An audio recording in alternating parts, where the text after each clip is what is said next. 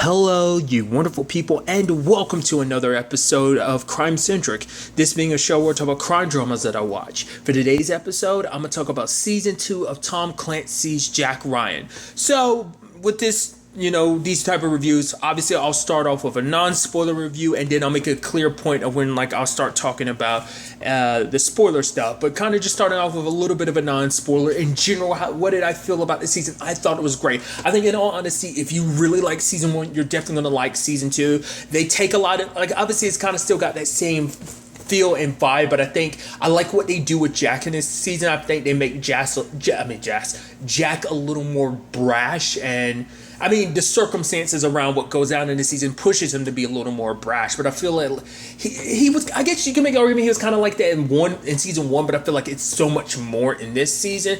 I feel and it does some interesting things of just how far Jack is willing to go in certain regards. I feel like last season you didn't really see him cross too many lines, but I feel like you really, and maybe that's a bit spoilerish, but I feel like you see him kind of cross a lot more lines this season, and what that kind of means in a grand scheme of things, But storyline wise, it's kind of interesting because last season had the bad guy was kind of interestingly enough on a smaller scale in a sense.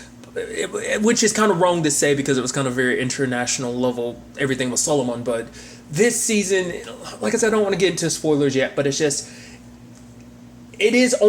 feels like it is maybe on a bigger scale in certain regards. So it's just kind of interesting, and I feel like it's almost like the polar opposite of Solomon. I'll go into, when I get to spoilers, I'll kind of explain what I mean, because I might not be explaining myself well. I know I'm not explaining myself well, but I think the season's full of some good twists and turns. Some you might see coming, some you don't. So I think that's kind of a nice touch. But overall, I think they do a good job of, continuing to tell another compelling story. So obviously, if you are curious, going into this, it is 100% a new story. Obviously, there's elements from season 1 going over, but you can almost think of it as a seasonal anthology where it's 100% a new story. Not too much is carrying over from the previous season, but like I said, I'll get to that more when we get to spoilers. So that's my general thoughts. If you have not seen season 2, I highly recommend you check it out. It is really worth your time, but do know that going forward I will be talking about spoilers. So if you have not seen the entirety of season 2, do not listen any further, because I will spoil stuff for you. You have been warned.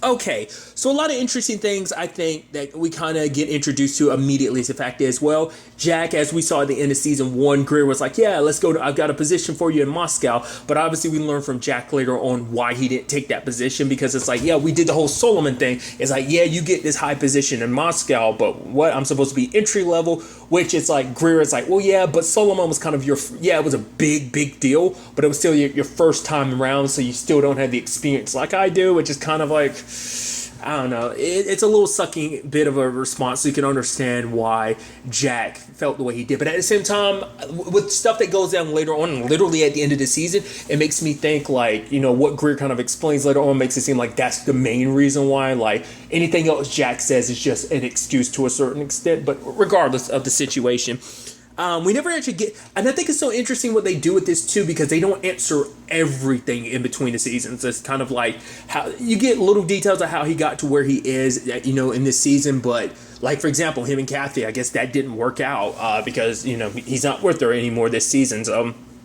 I think that's kind of interesting. But the fact is, we also learn a little bit more about Jack's past, because we learn bits here and there about his past, obviously about the plane crash, and everything he had to go through. We learn a little bit more, obviously, the surgeries he had to go through. His pal, who's now a senator, Moreno, him being there for Jack, during the surgeries and everything. It's holy crap, the 3 surgeries, and Jack was out for 3 months, but Moreno would visit him all that time. It's when he woke up, Moreno's face was the first one he saw. So, and it turns out because Moreno and him have such a personal history, because Moreno was his commanding officer at that time. So it's probably one of the few people from his time, with the Marines that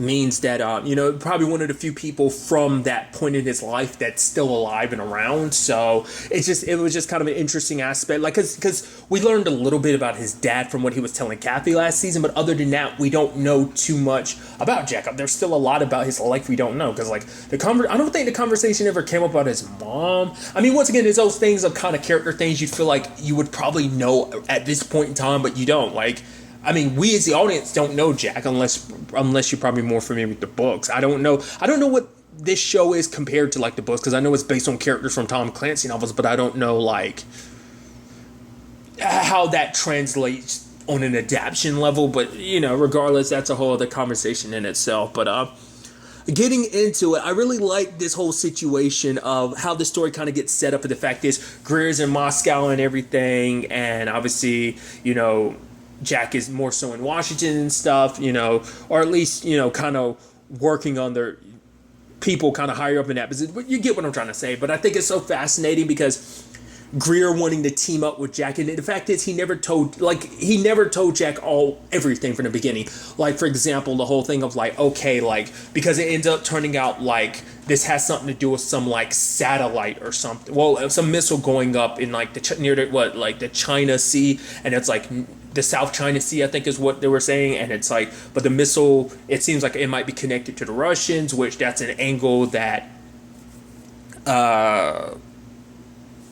Greer is going down. We never found out who those two people were, the ones that ended up just dropping him off the hospital when he has his when he passes out. I'm assuming they must be like Russian agents or something, meant to it's probably a thing of like, we kind of have to work together, you're here on our soil type of thing. It's like we're just doing our job, I guess, to kind of make sure you're not doing anything crazy, because obviously Greer set up that whole situation so the police would kind of get them off his tail for a little bit. So but because the whole thing of like, oh yeah, like he brings a lot of the information he had from his side of things to Jack later on, but he left a lot of stuff out, and I just thought it was kind of interesting. Like, it almost seemed like because it's like, oh, the moment he found out, wait, the same person looking into this same ship that I am, the Almeida, it's like, oh, it's Jack Ryan. All right, let me manipulate the situation, telling my boss in Moscow, like, yo, send me to Venezuela, not really giving him the lowdown of exactly why he's going to Venezuela. I just thought that was kind of interesting. And I think that's kind of, I'll kind of start with that, with the whole situation. It is super messed up that Greer doesn't tell anyone at first about his medical condition. And, because for him, it's like admitting it, because once it becomes public knowledge, he basically gets stuck behind a desk job, which is what they were trying to set him up with in Moscow. But it's the thing of like, probably, especially after the hype of everything you went through last season, it's like nobody wants to be behind a desk job. It's like you want to be out there saving the world, doing good, and I think you get a little bit of that thrill of being, on the front lines in that whole situation, and kind of having that taken away from you, because it's like, because it almost is almost kind of a thing of almost probably like makes you feel like, oh, this is a young man's game. But it's like, no, I'm still young, I'm still capable, I'm still kind of in this. But there were moments throughout the season that showed like, nah, he's, when he was trying to chase after Max, like I said, I'm getting way ahead of myself in many regards, but obviously like that was an issue, and obviously, he didn't want anyone to know. It took him forever to tell Jack, and the only reason why Jack found out is because, Jack randomly, accidentally found his pills and everything, so. But it's like, you can understand why he did what he did, but you put so much in jeopardy by you lying about that, which it's kind of funny when you think about it in the grand scheme of things, because him and Jack both did that this season, in the sense of like them pushing boundaries that they shouldn't. Jack, or more so in the sense of going as far as he did. Like, the Moreno situation's got to suck, because it's not only is that your commanding officer, your friend, it's like for him at the very least, this is like someone tied to his past. It's like who knows him as well, who's been there for him through the tough times, because dealing with all that he lost, losing his entire squad during that situation back then, and having at least Moreno there, I think he was probably helped him deal with that loss and everything. And to lose Moreno now too, it means like he's literally lost everyone connected to his squad. So that has to be kind of like, a hard pill to swallow. And for him, it's like this is someone that was important to him, so it's like he's dead set on revenge, so going as far as he does, because I feel like this is the season where we saw him kind of go very rogue, not fully full-blown rogue, but he definitely disobeyed a lot more orders this season. Because I feel like I'm trying to remember from season 1, which is crazy because I literally just watched it, but I don't remember any instances of him kind of suffering any backlash in the sense of like, oh, you're kind of like not following orders. Like, he kind of gets called out for that quite a bit this season. So he borderline goes rogue, but it's more so just kind of goes his own way in many different regards. I mean, and in many different situations, there's consequences for it. Because I was so curious how this whole well, his name is Marcus, but obviously his code name's Uber, which I love him being like, Black Mama. It's like, nah, dude, it's Uber. We're going to call you Uber. Yeah, I love even later on Matisse calls him, what was it, Uber Duber or something like that. And just Marcus has to be like, at one point they're like, yeah, good job, Uber. And he's like, that's Black Mama. Whatever you say, Uber. But regardless. But I was curious, because obviously it's kind of interesting because that situation with Marcus is very reminiscent a little bit of the Victor storyline, because it seemed like that was kind of its own thing. But I feel like Marcus's storyline, I feel like fully ended up tying into the main overarching plot. Whereas the Victor stuff seemed like it was kind of its own thing, in certain regards. Which, I mean, bad, I'm sure it comes down to the different people, like whether they like that or not. I just kind of thought was kind of interesting. I like the storyline, but you get what I'm trying to say. It's just interesting when you actually think about it. So I was curious to see what they were going to do with that. So because it seemed like it was a side thing, but because obviously it's like because Jack wanted to go back to search the containers because it's like he needed something to bust Reyes. It's like he's corrupt. I need to take him down. More so than anything, I need to get revenge for my friend. So there's that. But then there's the whole Marcus getting left behind thing, which I was like, why did Marcus leave the boat? I mean, I guess it makes sense in the grand scheme of things because there were soldiers walking around because what's the dude's name? Jost. It's the actor Arnold. I don't remember his last name. He's the actor who played the Mummy from the first and second Mummy movie with Brendan Fraser, John Hannah, and Rachel Weisz. Regardless, once again, tangent and all that, but when they went to get that, when they had that guy and he was kind of missing, that's kind of what sent everyone else looking. So I guess in, Marcus's defense, he was going there to make sure, probably try to make sure that no one came near the boat. But I'm like, oh, you left the boat. And they ended up, but at the same time, it's like, yeah, that kind of fell on Jack. But the fact of the matter is Matisse and the boys came back for him and everything. And honestly, it broke my heart, the whole Matisse situation, because I think, it hits, Marcus a different way too, because it's like Matisse brought him into this trying to look out for him. I guess they definitely have history and everything, but it's like you recruited me into this, and the fact of the matter is you came back in here for me. You came back into this jungle for me. I even love the whole thing of let me shoot him in his leg or something, but it's like, nah, let's shoot him in his hand. Find out whichever hand he jerks off with and shoot him in that, which Matisse was like, yeah, I like the hand idea. Man, that like I said, that broke my heart. The whole Matisse situation, that sucked so much. It was like I was hoping they were going to get to him in time, but nah, man, he got rid of with bullets, man. And the heartbreaking thing is how they treated his body afterwards, just stealing the clothes off his body, basically desecrating his corpse, dude. It was like. I was like, legitimately, I'm just the kind of how messed up the situation was. There's a part of me please don't do anything else. You're going to shoot him just for shits and giggles. I was like, luckily they didn't, but that was mad messed up. And Coyote, Disco, and, right, well, I'll go ahead and call him Marcus, because I have been so far all had to watch that, and you can see the tears in Marcus's eye, because it's like we didn't come back in time to get you, but he wanted to. The others wanted to keep going, but it's like, nah, he came in here for me. I got to go back for him, and it's like, and he put up such a good damn fight too, outnumbered, freaking wounded leg, taking guys down, bam, bam, bam, knife to the leg. He held his own in that regard, and it's just, but he went out swinging, even giving them the middle finger before he went,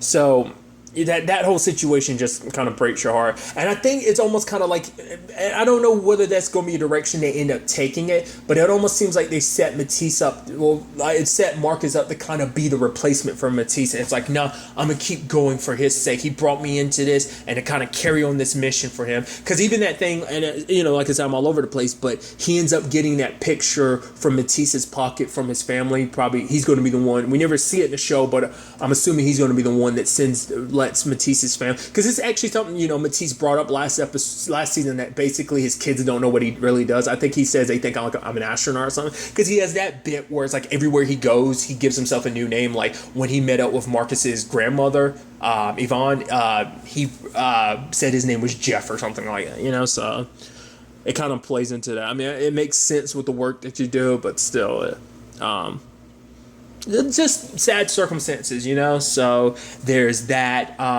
I haven't really gotten into the main overarching plot, so I figure I should probably, go ahead and jump into that. The whole Reyes situation is really interesting, and the reason why I was bringing it up earlier, that it's almost interesting that it's almost a flip of the Solomon situation, because Solomon was kind of a part of like this, yes, it was this terrorist group, and obviously this was like a personal vendetta for him more so than anything. It's a combination of him kind of being radicalized because of the circumstances that led him to it. That's actually kind of interesting. I feel like we never got that with Reyes. With at least Solomon, you got like, it's not like you completely forgive him for the terrible shit he did, but you got an understanding of kind of what led him down the path he did. Just the way like because of his background and everything like that, him living in France, like how he was treated and the circumstances that just led to everything, him looking out for his little brother, like all of that. You never got any of that backstory with Reyes. It's just kind of like he was villainous and he stayed villainous, so I think that's actually super interesting, when you think about it in the grand scheme of things. But obviously, like, you can see the parallels to real life in certain regards, just, the Venezuela situation, just because in real life, Venezuela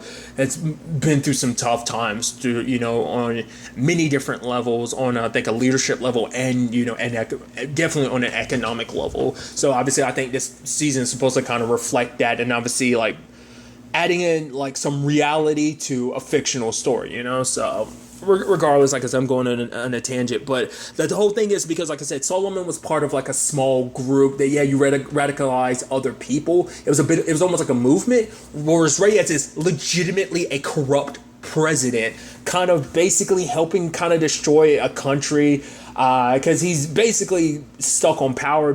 He was literally going into his third election, which obviously, show. I guess because I am used to American, because I'm familiar more with American presidential elections and stuff like that. So I don't know how it works, in the grand scheme of things in other places in the world. So it's like, the fact is, I guess there's no limit in Venezuela. I don't know if that's something they just did for the show or whether that's real.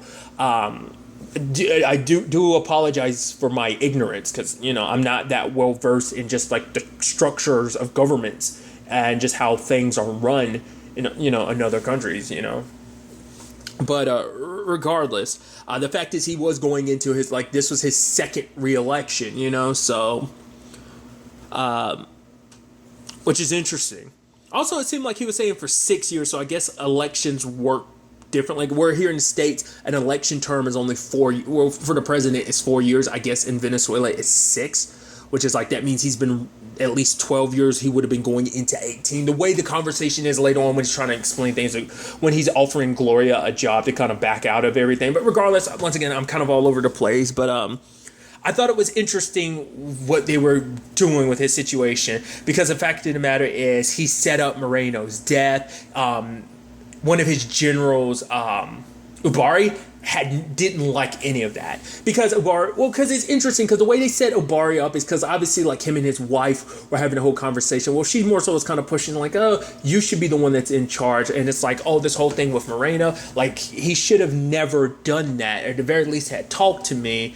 So that was kind of interesting. It's a situation of later on you see that he is not okay with a lot of the lines that Reyes crosses, but it seemed like he was kind of like, I'm gonna let the Moreno thing slide. It's like you disagreed with him, but you were just kind of going with the flow of the whole situation, And I think that kind of speaks volumes in a sense of, like, when it comes to your own world, you look at things a little different. What I mean is, like, Obari didn't have an issue. Like, yeah, Reyes kind of slipped some, like, obviously, like, his paranoia and the way he was kind of, going about dealing with anyone he didn't agree with. But the fact of the matter is, it's not until he attacks their own hometown to kind of send a message that, like, Ubari was like, whoa, you're going too far. This is the place we grew up. I think you're forgetting where we came from. But for him, it's like, no, that's not our home. This right here, this power and position we have is our home. And that's where things kind of change for Ubari. But that's what I mean. It's like, because once things kind of come a little close to home, very close to home, it changes your perspective, because it makes you think Reyes is, because I think maybe in his own deluded way, he does believe, like, hey,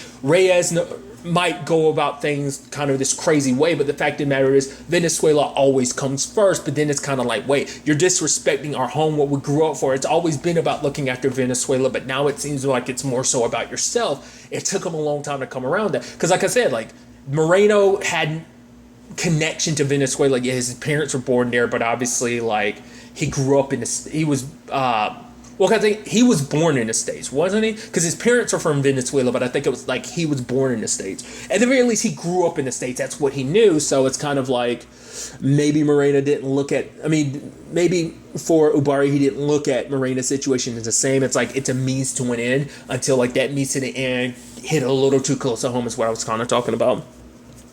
I was kind of wondering how he ended up finding out about Ubari later on. I knew it was going to come down to that, because part of me kept wondering the entire time. I was like, okay, so because the way it's so interesting, because I kept being like, okay, so is it going to be a twist that Reyes wasn't the one behind Moreno's death? But then the fact is, the way he was talking and stuff like that, he's like, you sound super guilty, but like the story kind of made it seem like he wasn't behind it. So I'm like, so that doesn't make any sense. So why are you talking so like a super villain and being super guilty about killing a senator if you weren't the one potentially behind it? Like I said, we'll kind of get to how soon enough. So I was like, was it Ubari? Then I started thinking like, well, was it Reyes's wife? Was it Ubari's wife? Because it was so interesting, because like I think it is that thing of like, because even his wife, Ubari's wife, was kind of like, oh, I don't want to leave. It's like, oh, this is all, because obviously this is their life. They lived here. So much of, you know, what they hold and cherished was here in Venezuela, so it potentially meant leaving it behind. But for Ubari, it's like, no matter what we have, like our family is what comes first, and we will have so much, you know, because of what's between us. That's what matters the most, our family. So he just wanted to look out for his family. And the sad thing is, by the end of the season, his wife never finds out what happened to him. His daughter's probably never going to find out. It's like, you would do that to your brother-in-law, you know? Someone that you grew up with, probably, you know, grew up like a brother with, probably did think of as a brother. That person was so close to you, yet, you know, I don't know. I just thought that was, because part of me wondered, because like I said, the fact is he knew made me think like either Ubari's wife told him, or maybe she told his wife, and his wife, I don't know, because like the dinner scene was a little awkward and, you know, tense. So I'm like, how did he know? I mean, I guess, you know, he has eyes everywhere. Maybe he had even bugged Ubari's place or so. I don't know. But for him, I guess, like, maybe he wasn't 100% sure where he stood, but probably hearing him talk like that about, like, all this and that, like, that probably set it off in his mind. Like, the fact is, I can't trust you anymore because you don't trust me. You don't believe in me. So it's like, got rid of him, you know? And like I said, like, by the end, we never find out if she ever found out the truth about what happened to him. I am curious, like, what happens to all of them, like, what happens to Reyes's wife and their daughter, as well as, you know, what happens to Ubari's wife and daughter, like, what happens in that regard to them, because they're connected to Reyes when everything's said and done. But like I said, I'll circle back to that kind of soon enough. I thought it was kind of interesting everything they did with the whole Harriet thing, and I thought this was kind of a neat thing about Jack and Harriet, that there's actually very interesting overlap between the two of them, because Jack talks about the fact is of why he can't trust Harriet, because obviously every time he met her, she lied. She puts up this front like, oh, we'll, you know, they end up sleeping together, but that was just for her to get close to him.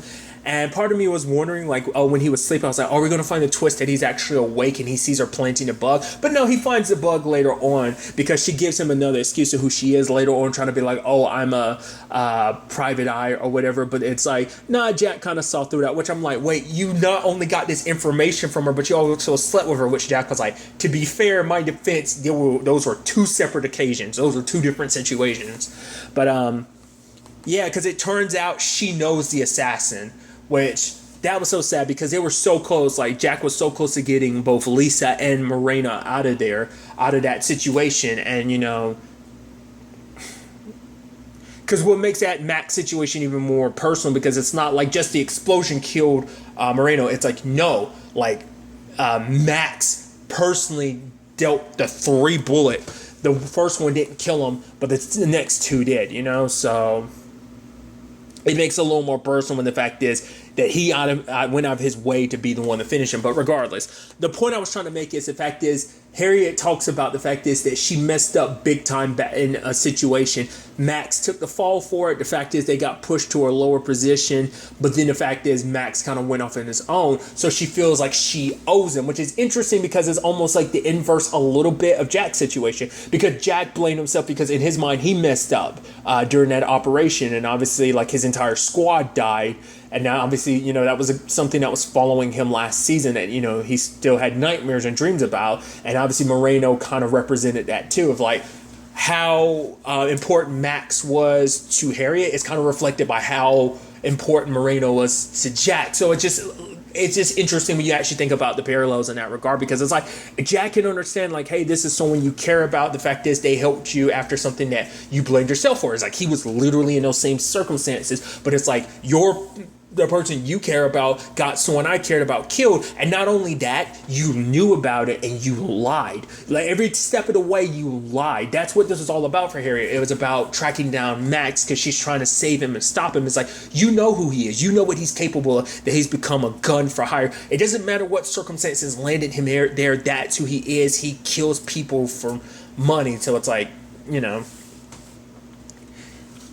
And I think, because obviously that kind of got in the way of everything, in a sense of like, her doing what was necessary to take him down, whether it be everything that went down in London, him threatening her, of like, because of our past, I'm going to let you live, but the next time you get in my way, you're dead. Him going on a date with that dude, meeting up with that dude Paul, just so that he can kidnap his sister and force Paul to kind of be there when he ends up killing Thorne and everything, which is like, man, it seems like that sniper vantage point is his favorite thing, because that's a lot of what he ended up doing this season, what I thought was kind of interesting. To be fair, that was I think he only did that 2 times, like the Moreno situation and the Thorne situation. The situation presented themselves, which I did like that chase with him and Jack. It's kind of a clutch, especially, and there's that point when Jack had jumped and like slammed against the bar, which kind of made me kind of like go, boo. I kind of, it makes you feel like you got the air knocked out of you, so. But he was determined to take, Max down. And I'm curious about the Harriet situation, like which way it leans, because did Harriet want to try and solve that situation with Jack because she actually came to care about Jack, because she actually got to know him a little bit, or was it simply because she wanted to protect Max? Because it's like, hey, I kind of like this dude Jack, he's kind of a good guy, like he just wants revenge for his friend, so I just want to protect and make sure he's alive, but I also want to make sure that you don't continue down this route, Max. I want to find some way of ending this a different way, but it couldn't have ended anyway. Obviously, Jack kind of goes and uses, I was actually kind of thinking that was going to be his little sister. Turns out to be his daughter, which kind of made that situation even more interesting, like the whole using Annabelle to get to Max. And, reluctantly, Harriet kind of brings up Annabelle. I was like, the fact of the matter is, about Annabelle, Harriet it shows you how close they are, because later on, like, Annabelle kind of cries into Harriet. So it's like, they definitely had obviously, Harriet and Max worked together for a long time. So it's like, they probably grew close. So overlap they were probably practically like family. So it's like a thing. Well, because we don't know.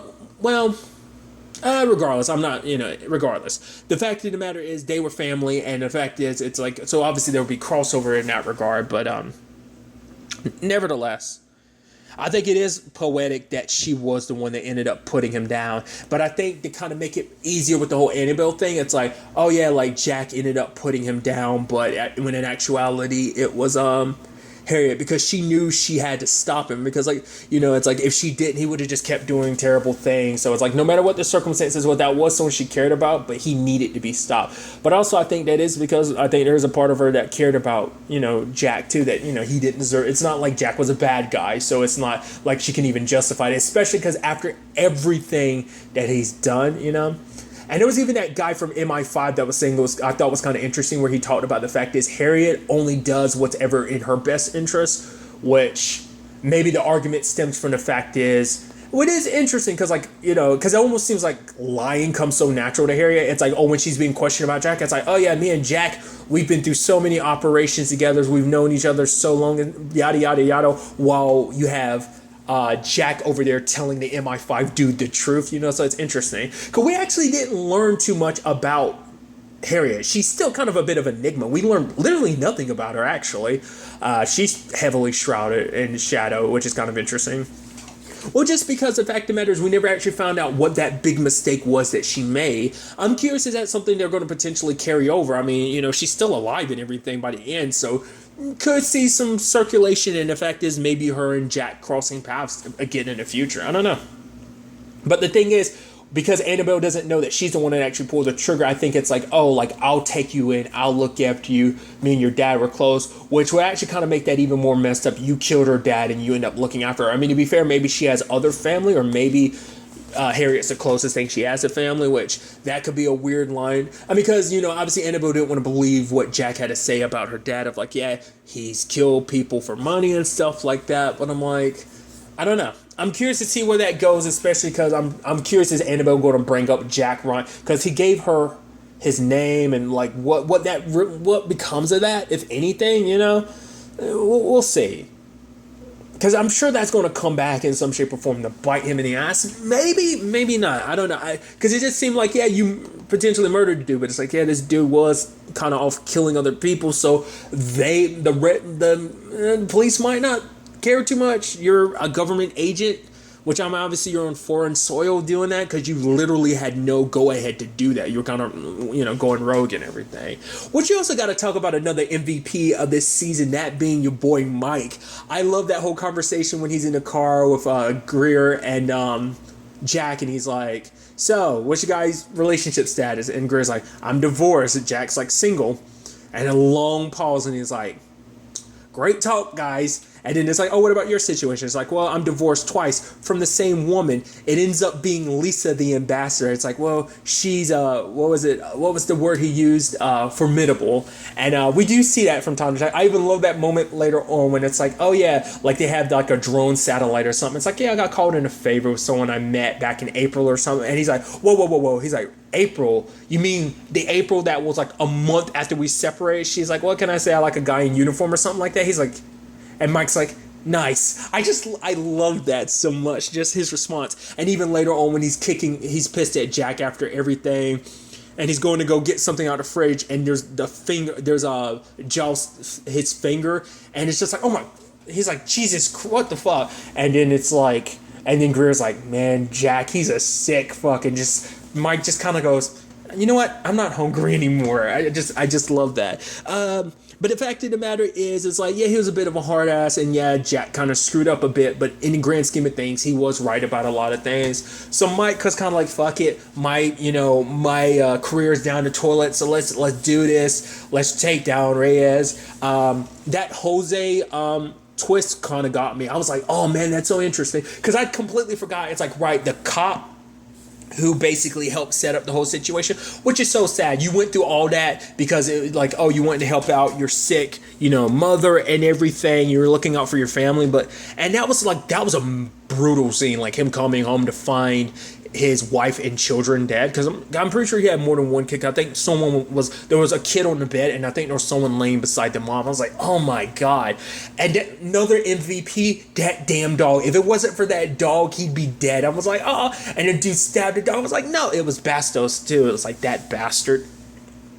It's like both assassins kind of failed. Bastos failed, and so did Max. But what I was bringing up, the fact is that Jose, the fact of the matter is that he was the one that ended up killing.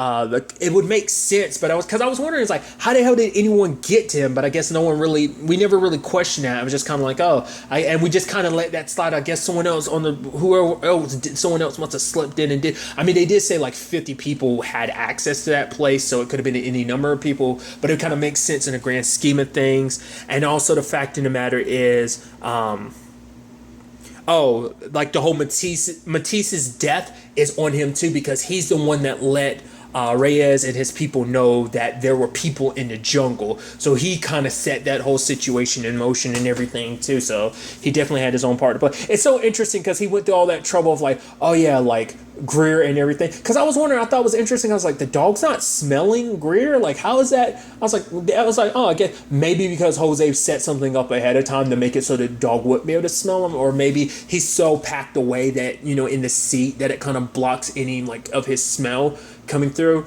But it's so interesting. Jose gets him past that checkpoint and everything just to hand him over and everything. I guess because if it was any, what's up with the pretenses?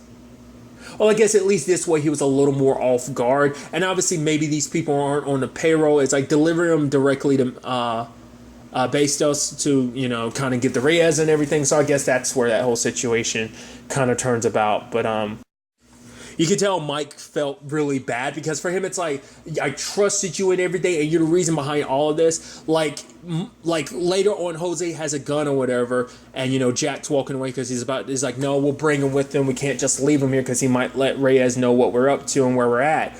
But Mike kind of puts him down. The argument, because they didn't even try to do the thing of like, oh, maybe he reached for his gun or something. I think from Mike, it's just like, nah, after all that you've done, all the people that you've basically helped get killed, what you're doing, basically, what you did turning Guerrero in, it's like, nah. It's like, but he threatened my family and stuff like that, which is like, that's the hard thing of like, that's the sad thing in this situation. People become villains because the villain puts him in a position, because it's like he's more, dictator than president, because it's all about, him being power hungry and everything, and threatening people threatening people into submission, or threatening people who just go against him in general, which was basically everyone at that camp. There was at least 41 people. I'd say at least 10 died before Jack and the squad got there. Which I also love that Jack has to go to the one dude that like doesn't want to have anything to do with you because you and Greer, more so than anything, cut off his finger and everything. But hey, which also, like, they ended on pretty decent enough terms that it's like, yeah, we're out of here. We got our money. We helped liberate the camp and everything. So why die? Why try to make more money if we're not going to be alive to kind of spend it? So I think that might be paths that we see kind of potentially cross more in the future, but we'll see. It's a little bit of a thought that was kind of in my head. I wonder, was it an active choice to have John Krasinski grow out a beard for this season or not? Because obviously in season 1 he was very clean shaven. So I'm curious, like, well, maybe that fit more the whole, like, him working behind the desk thing. Maybe that's what they were going for. I mean, to be fair, technically he was still working behind the desk this season as well. But I'm curious. I wonder what even small stuff like that makes you wonder. It's like, was that a decision on John Krasinski's part? Was that something that the showrunners were like, oh, could you do this for us, John? I'm curious. I don't know. I don't know if it necessarily says or mean anything, but it just crossed my mind. I did like what they set up for this whole situation. Like I said, like the whole Reyes situation of him being like the main villain that he was. It's kind of interesting. Is like, rather than our villain kind of getting a bit of backstory, which we get a tiny bit, could we find out the fact is he had a son that died. His son was only like 6 years old when he died. It's like, if he was still alive today, he'd be 18 going off to college and stuff like that. But that was like the only little bit into Reyes' past. I feel like we focus more on Gloria, because I mean her past is more so tied into like the overarching story, because like her husband Sergio went missing because he went up against Reyes and just kind of disappeared. He was one of many people who are outspoken about, the government and everything, and ended up disappearing, which that pushed Gloria to be like, at first her running was meant to be like a protest, but then it starts spiraling into, no, like, we can do this. And I like that whole underdog aspect, especially because Reyes started doing all the dirty tricks, making it seem like the US was interfering with the election and stuff like that, taking a picture of Gloria and Greer shaking hands, representing the fact is of like, oh yeah, like she's in cahoots with the US who's been interfering with our election and stuff like that, spiraling people and kind of getting them pissed off and everything. It's actually kind of interesting when you think about it. I think it's kind of funny. Well, not funny, but interesting that what Greer says to her, because obviously she's like, it's a whole conversation of should she give up on hope or should she move on with the whole Sergio thing, which it seemed like he was about to tell her to move on, but he shifts and goes, hope is never a bad thing. Hope is always okay, which is interesting because later on it seems like he says the whole thing for him, because it's like he was telling Gloria to keep faith, and it kind of works out in the end because obviously they end up tracking down Sergio and her family's fully reunited and everything. But the reason why I think is ironic is because later on Greer, when it comes to himself, he doesn't have that same thing. It's kind of like, nah, like, this is a young man's game. The fact of the matter is I'm kind of out of this now. Even if I get whatever surgery or whatever that might help with my particular situation, his heart condition and everything like that, it's still, he's like, I'm not, at the top of my game like I once was. So it's that whole thing of kind of recognizing like you're not the spring chicken that you once were, that, the job needs new young blood to kind of fill that role. And obviously he's kind of pushing for Ryan too. And, like I said, I'm always skipping around, but I really thought that was kind of neat where we kind of like for him to be like, at first, I, didn't understand why you turned down a position in Moscow, because even if it was this and that, the fact of the matter is it was still a good position to be in. And Jack's like, oh, here we go again. You're going to bring this up. But he's like, no, after everything, I finally understand. Because by being behind a desk, you don't lose friends. The fact is the people you care about don't get killed, don't get kidnapped or whatever, or taken hostage or whatever, or captured. And it's the safety of being behind the desk. After, losing his entire unit, being the only one that survived, of course, you'd never want to go back out in the field, because obviously he is well trained enough to be out in the field, but he'd rather be behind the desk where his talents are being wasted. Because the whole thing is that you can do good, but yeah, there's good work there, but the real good work is out there in the field. You have to kind of go out there and do it. And once I kind of step away from this, someone else is going to have to take that spot to kind of do good. It's kind of insinuating that it needs to be Jack. It's like all that you've been able to accomplish and everything. So I just thought that was kind of like a beautiful moment between them. And also, obviously, Ryan pushing to go back to save Greer. Especially Mike was like, no, we got to get out of it. He's like, fuck it. My career's already in the toilet, so might as well do this, So I just thought that was kind of neat. And even Greer,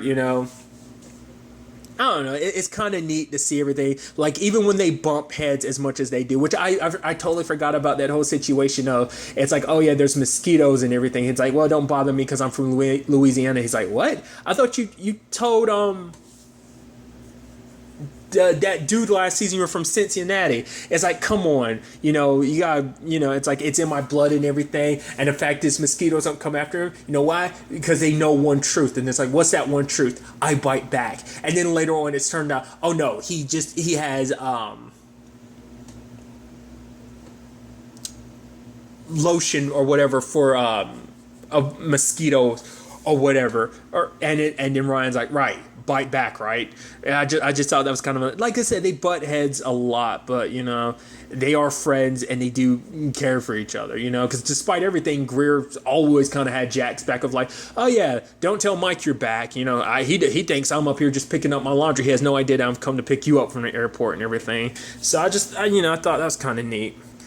And I doubt when it's all said and done that we are done with Mike. I'm sure he's going to cross paths with Jack and Greer at some point again. I love him because he's like, my life used to be so uncomplicated until you assholes walked into my life. Also, I love that situation where he's asking Lisa for help and she's kind of yelling at him over the phone and he's kind of giving Jack the thumbs up for like, yeah, everything's going to work out, dude. Kind of telling him, it's like, no, she'll come through in the end, which she ultimately did. I think there's a part of her that does still care about him despite everything, because she's like, where are you? You're not on a plane and everything. He's like, well, the fact of the matter is you kind of know where I am. But it's like, well, she was almost kind of like, well, whatever situation you're shit out of luck, that's going to be on you if things kind of go sideways. So I just, there's potentially something there. I just think it's kind of, funny in the grand scheme of things.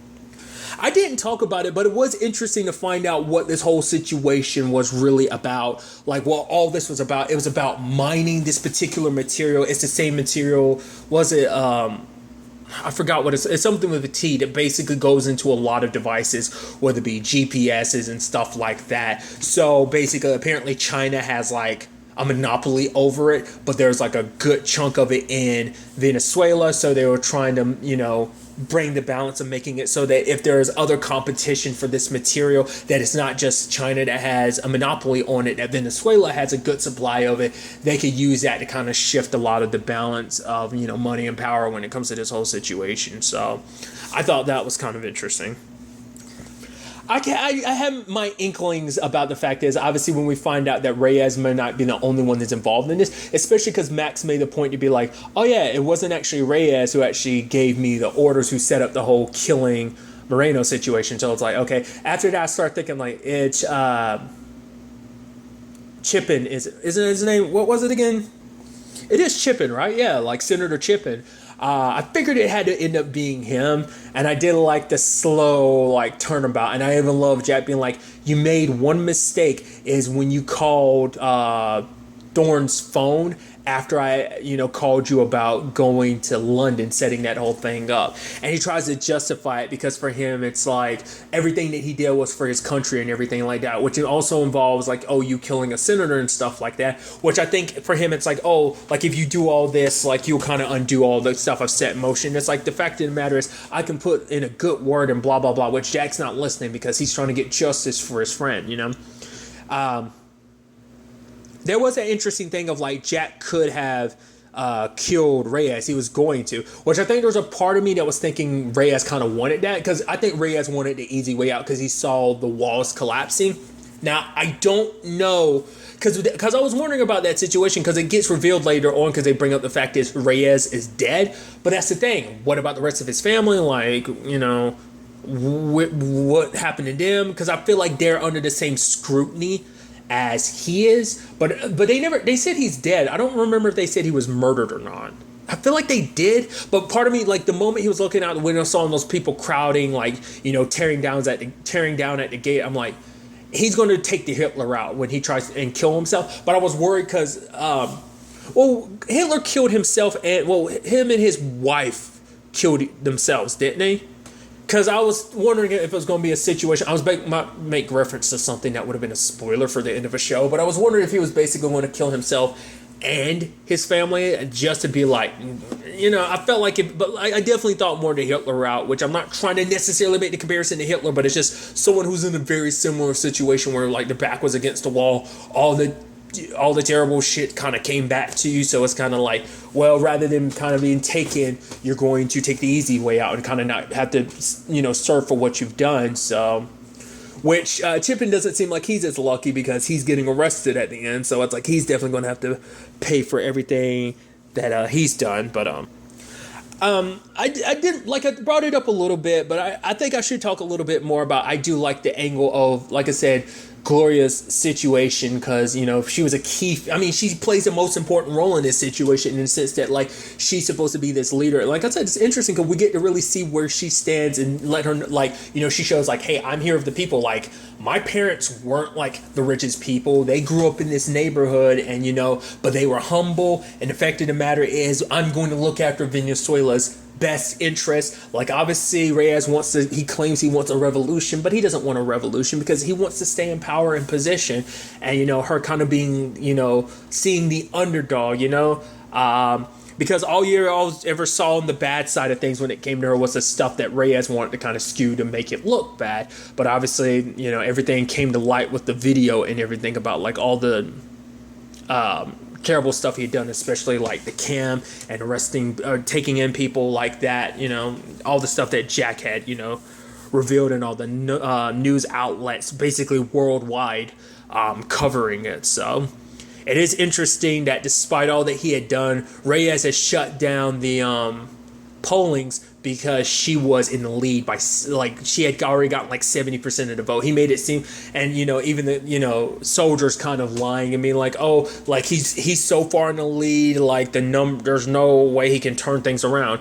I guess there's some truth to it because but rather the names were flipped, rather than being Reyes so far in the lead, there's no coming back. It was Gloria that was way in the lead. So I do think it's a beautiful silver lining to the situation. I think things do kind of end on kind of a victorious note. It's kind of the same thing I'd say, about season one. To be fair, there's an element of season one that kind of leaves things to be, because even Jack was talking about like, I don't know. We'll see what ends up happening. He was like in particular referencing like everything with like Solomon's son, like whether there'll be anything about that in the future, whether he'll go down his father's route. It's considering everything that's happened. But I feel like this has a much more positive thing of like at the very least things aren't great, but the fact of the matter is we're taking steps for things to be better. You know, in the case of Venezuela with Gloria's leadership and all of Venezuela kind of behind her. You know, like I said, we don't, and I like that as an interesting thing of like, it's not like everything's 100% resolved. The story that's told is 100% told, but there's still so many angles to it that if they wanted to, they could probably dive into, like if they did so in a future season, it'd probably be a little bit of a background thing. I mean, Jack and Greer have relationship with Gloria now, more so Greer, but still. But, you know, all that's kind of all tied together. So that could lead to some interesting connections later on down the road. Like, obviously, like, Jack set up a lot of interesting connections this season. So to see what that potentially could, you know, what route that potentially could go down going forward is kind of an interesting thing. And speaking of Jack, I am curious, what route would he go? Like, would he, going forward, would he take a more centered route of going about things? Would he want to be in a position like that rather than be in a field where he want to be in a position where it's like, oh, I can make the biggest changes because I can put forth all this, you know, you can get a bigger scope of the chessboard to try to do right, to do good? Or do you feel like, you know, maybe being on a ground level in a certain regard is a better fit for him? I'm curious to see what that, you know, what this ending means for Jack. You know, more so than anything, it's like, you know, it's like it's all come full circle that, you know, he, you know, stopped this, you know, terrible stuff that was kind of going on behind the scenes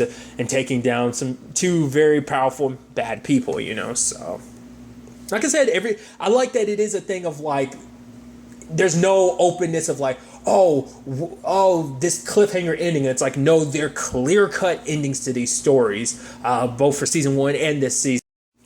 Jack Ryan has been renewed for a third season, which I'm glad to hear that. I'm very interested to see what they do for season 3. From what the little bit I was, you know, reading online, it doesn't seem like any story details are out, which, you know, it's fine, you know, whatever the next story is going to be, you know, contain like each of these seasons. But I am curious to see, like I brought up earlier, like what Jack's story is going to be and whether, like, you know, what elements, because this could be an opportunity to bring in elements, like whether it be stuff with Harriet this season, obviously Mike, or circle back, because I was reading something that's like, oh, what happened to Kathy Muller in this season, which maybe there's extenuating circumstances why she wasn't part of this season, or maybe that could be something they kind of circle back to storyline wise in season 3. Regardless, I'm not about to go into, you know, that could be, you know, a tangent all on its own, but like I said, I'm curious, like, you know.